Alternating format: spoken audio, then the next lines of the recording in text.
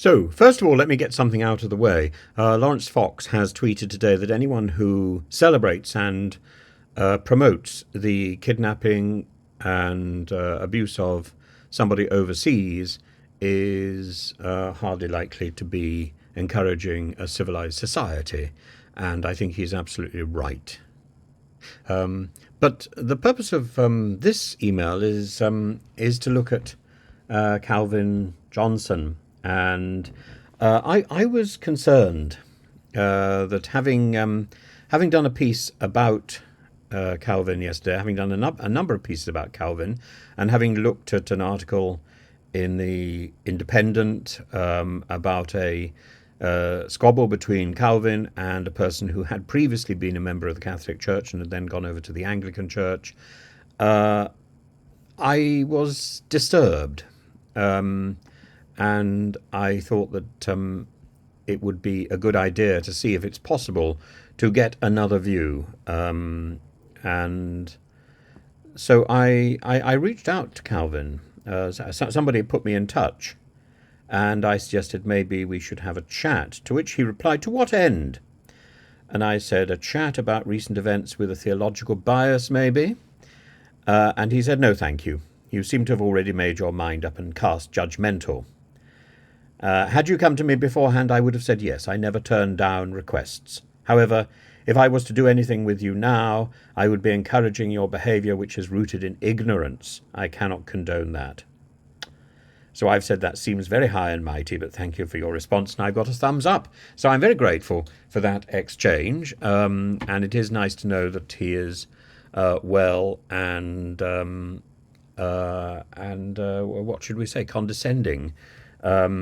But yes, I would like to have known. I would like to have known whether or not the rumours about him embracing Enoch Powell ideas, or ideas attributed to Enoch Powell, because I think a lot of the Rivers of Blood speech, though pernicious in itself, were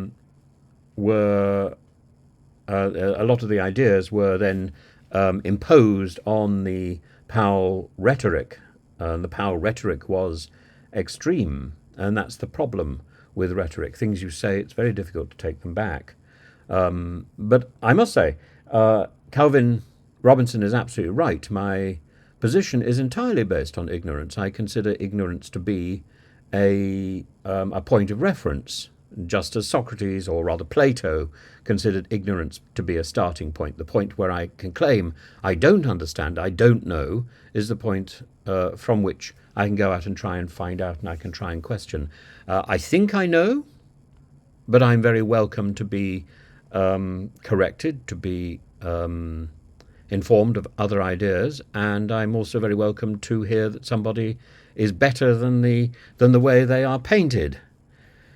I'm not sure I entirely like being rebuffed, but frankly, there are more important things in this world than being rebuffed by Calvin Robinson. At the moment, I'm waiting for cancer scan results, and the noises that I'm hearing are not very positive.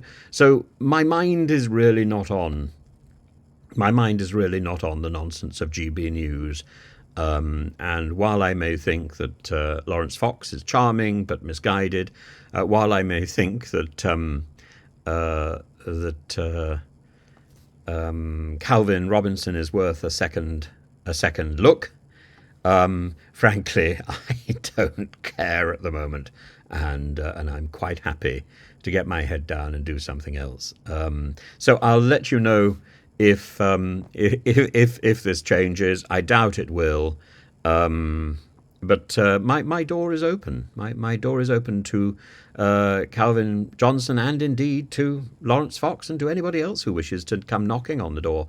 Come and tell me that I'm wrong, and I would be only too happy to disseminate that news and to proclaim a different version of the information, of a different version of the story that we are getting at the moment. But at the moment,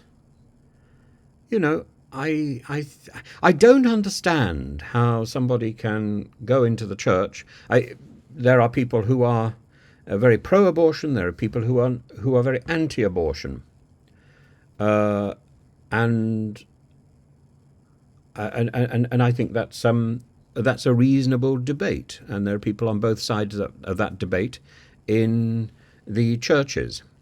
I think when it comes down to it, a pastor of any denomination is there to support the individual. They may have feelings about the theory on one side or the other, as Catholicism would say. We condemn the sin, but not the sinner. But when it comes to racism and to a support of the nastier views of Enoch Powell, or the nastier views attributed to Enoch Powell, I find that very, very disturbing.